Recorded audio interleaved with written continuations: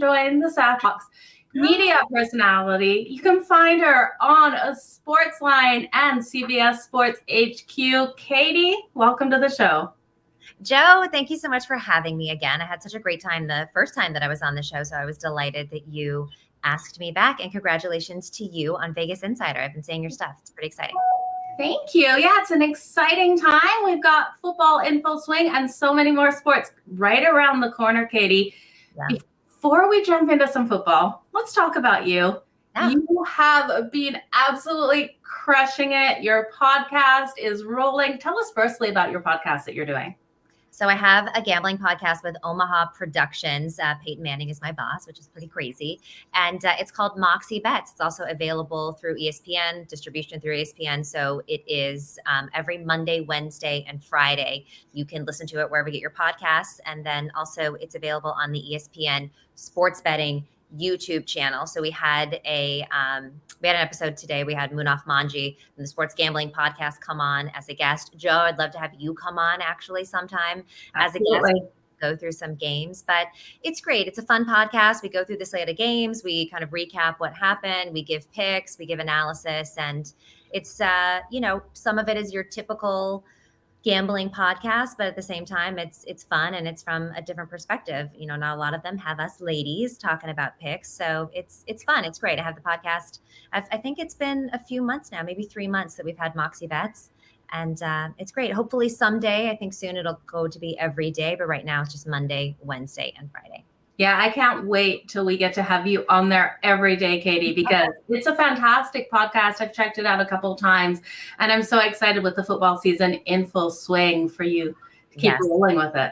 No, me too, because, one, football, NFL is like my number one sport that I handicap, and also just that I watch and love so much, and then basketball, and then baseball, and I do like hockey as well, but I didn't really bet hockey until the last year, which I know that is kind of your bread and butter. Of course, you're Canadian, so that makes a lot of sense. Yeah.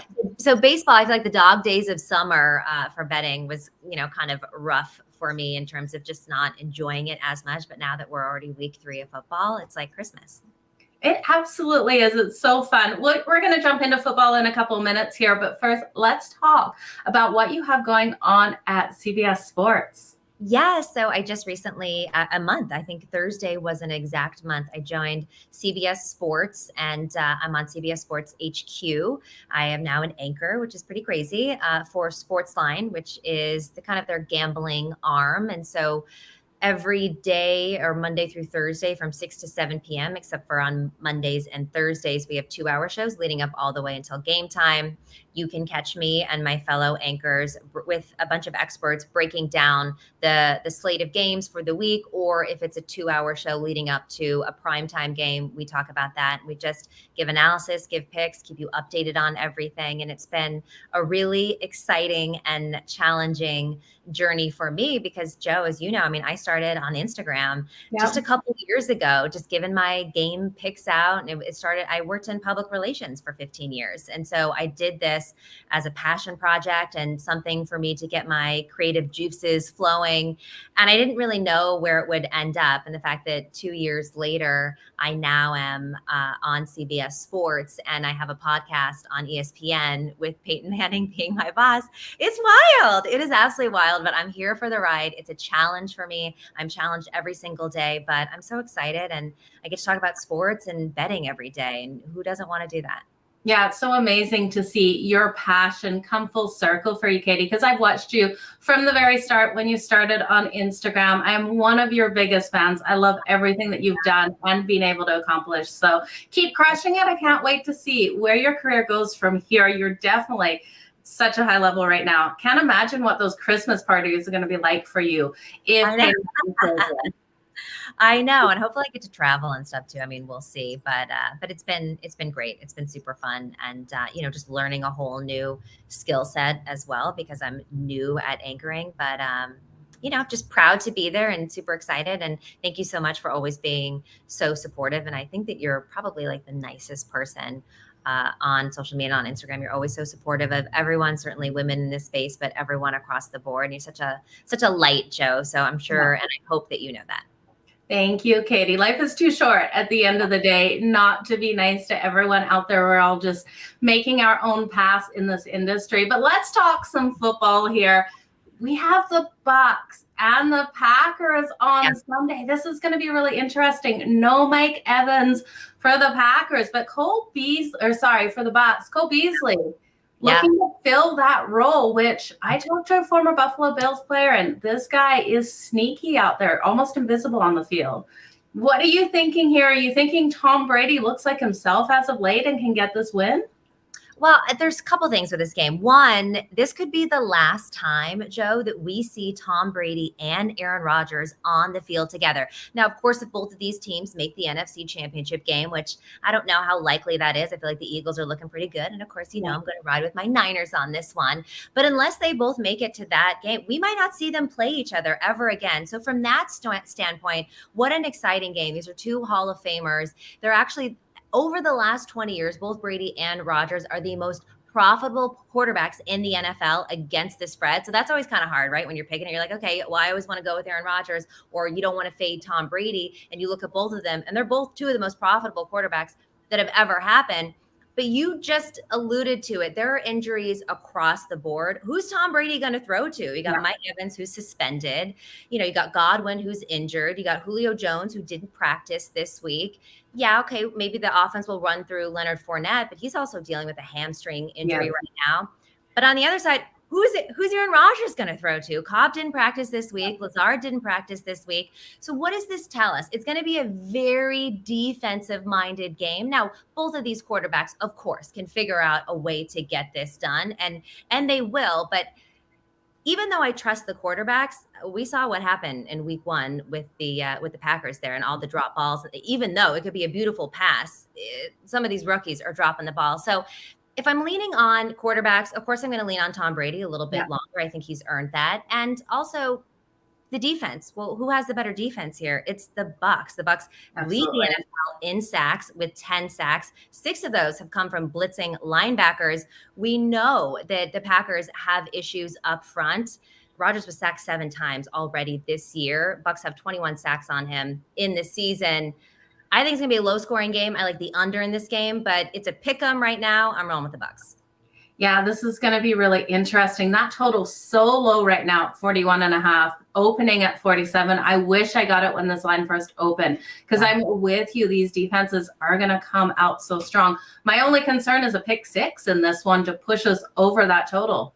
Well, and you know what's interesting? I saw, and I wish my phone is on the other side of the room, but I did see a tweet today where I think it's Aaron Rodgers to get a pick is at plus 180. And traditionally, he does not play well in Tampa. So I might actually sprinkle a little bit of something on Aaron Rodgers to get an interception in this game at plus 180.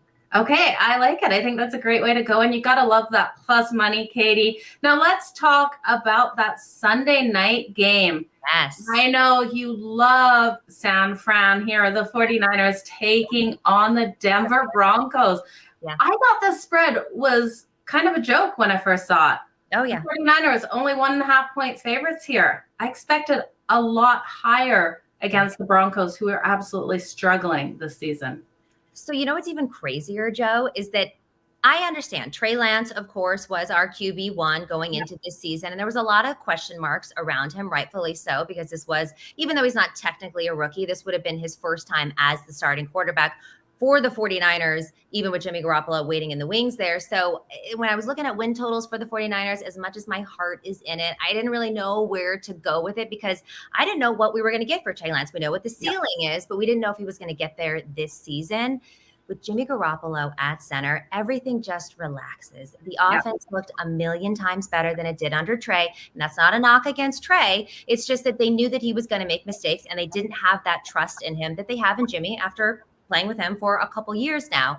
This line was actually, Niners were 2.5 point dogs at the end of last week. And I remember I went on the sports gambling podcast after the game. Anytime something notable happens with the Niners, people always want to talk to me because I'm very passionate about it. But I told everybody, get it right now because that's absolutely going to flip. And what do we see? Across through zero. Now they're 1.5 point favorites here. To your point, I still think that this is not enough to give the Niners. I wouldn't be super surprised if this trickles up maybe to Niners -3 closer to Sunday. But Russell Wilson, let Russ cook. I mean, I don't know what he's been cooking in Denver, but he got booed by his own crowd last weekend, even though they ended up winning that game. He only had 219 yards last week, under 50% passing, and an interception. The Broncos offense has scored just 2 touchdowns in 2 games and 6 field goals up against, they're terrible in the red zone, absolutely terrible in the red zone. They're going to be up against the Niners defense, that Niners front. Oof, it's a tough one. I would take the Niners all day long, sister. Yeah, absolutely. I'm with you on that. I would also be looking for some of those 49ers defensive players to get those sacks on Russell Wilson in this game. It's going to be a long day for him. His offensive line just isn't holding up as well. So it's going to be an interesting one. I agree with you. I would take him for an interception. And I don't know what Nick Bosa's sack prop is, but he has been on a mission this year. You know, he didn't get any votes, or maybe he just got 1. I think he actually got no votes for comeback player of the year last year. Now, of course, he went to Joe Burrow, which makes a lot of sense. But the fact that he didn't get any votes, his dad came out in the offseason and said he's taken notes, receipts, as we will say. Robert Saleh said that about the Jets, taking the receipts, and he's on a mission. And the guy looks yoked out this year. I mean, he's absolutely huge. I believe he's got 3 sacks already on the season. So look for him. You know, the big dog is hungry, as I say in my family. Let him eat. Love that. I also, if you want to sprinkle some on anytime touchdowns, Deebo Samuel, doesn't matter who the quarterback is, if it's Trey Lance or if it is Jimmy Garoppolo, the offense is still the same. Give the ball to Deebo, whether it's on a running play or a passing play.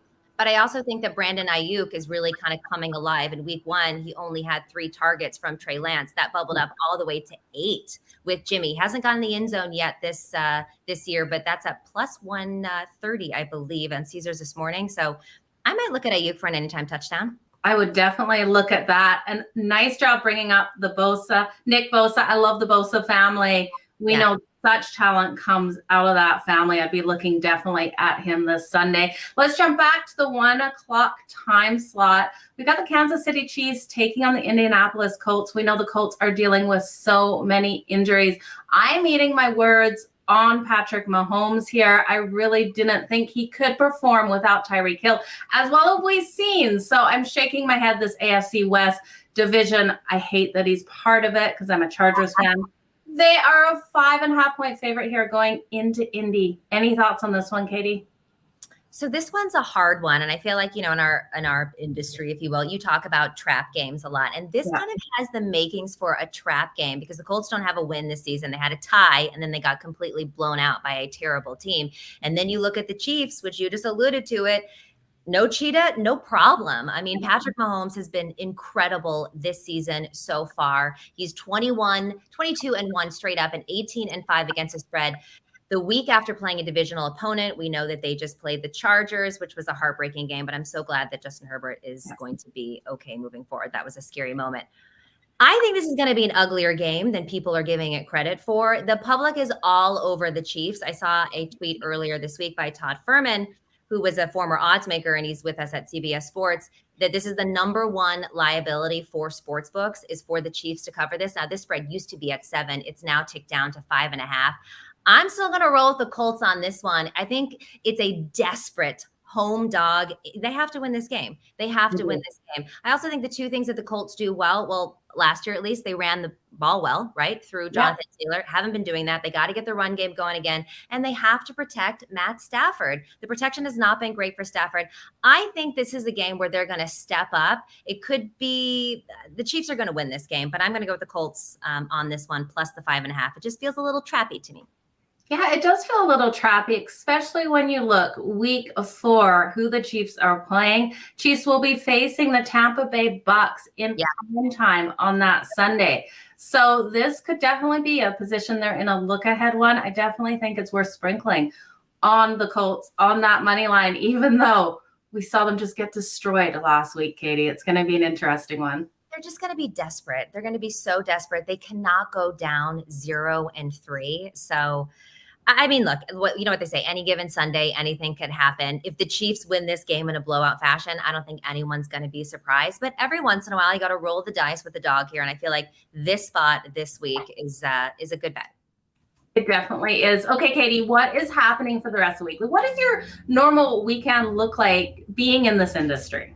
So, Yeah, I mean, right. So I'm in studio Monday through Thursday, and I commute now into Connecticut because CBS Sports HQ is in Stamford. So it's about an hour away from the city where I live. So I film my podcast Monday, Wednesday, Friday, do that in the morning, and then I commute into Stamford. And sometimes I don't get back until 10:30 at night because if we have a 2-hour show, it goes from 6 to 8 p.m. and then, getting the trains back or whatever. So on Fridays, which is today, which is my kind of day off, I film the podcast in the morning, but for the rest of the day, I try to get things done. Now, from social media, I did absolutely nothing today. I sat on my butt. You deserve it, Katie. You do.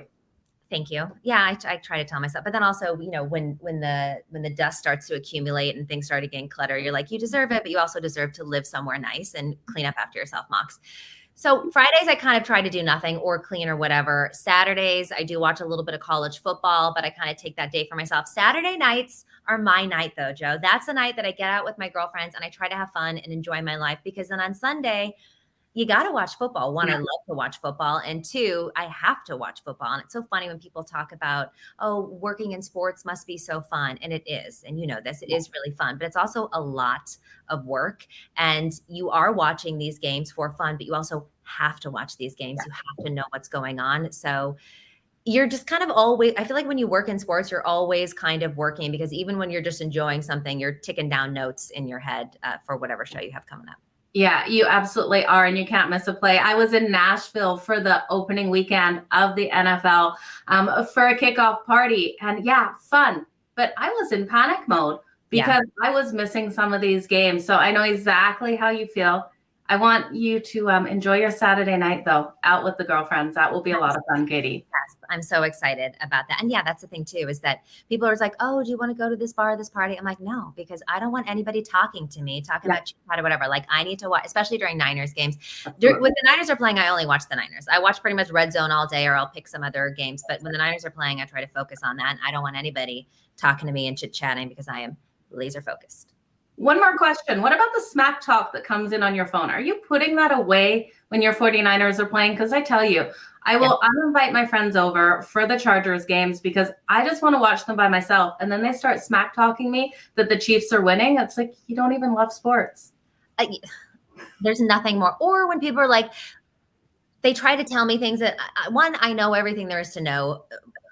Maybe not, but I think I do about the Niners or what's going on. People will send me things, be like, oh, Trey Lance is out. I'm like, you think that I don't know this? You think of all the people in the world, I don't know that Trey Lance got injured. Like, I am watching these games, people. So yes, they'll do that. They'll be like, oh, the Niners lost today. I'm like, yes, I'm actually aware that the Niners lost today. I'm in a bad mood about it. So thank you for bringing this up. But look, people just want to have engagement and have that rapport with you. And but I am sensitive about the 49ers. I am that typical fan where when they lose, I'm in a bad mood for the rest of the day. When they lose a Super Bowl, I don't really talk to anyone for a couple of days, So I am that kind of, not a poor sport. I mean, I can definitely shake things off, but when people try to joke around with me, I'm not always in the mood for it. So I totally understand.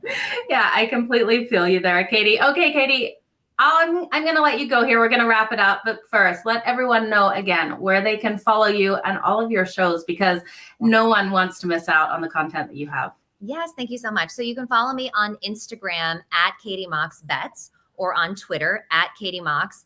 And I am on CBS Sports HQ Monday through Thursday. You can watch it. If you have Paramount Plus, you can watch it on Paramount Plus. If you have the CBS Sports app, you can watch us live on the CBS Sports app or CBS Sports Online. And that's 6 to 7 every day. The program is called Sportsline. And then Moxie Bets, which is my podcast, you can download wherever you get your podcasts or the ESPN Sports Betting YouTube channel Monday, Wednesday, and Friday. Thank you, Katie. It was an absolute pleasure having you here. Thanks for joining me on the Joe Madden Sports Podcast. You guys go give Katie a follow. All the best in all of your bets tonight, Katie. Thank you so much. You too as well. See you soon. Thank you.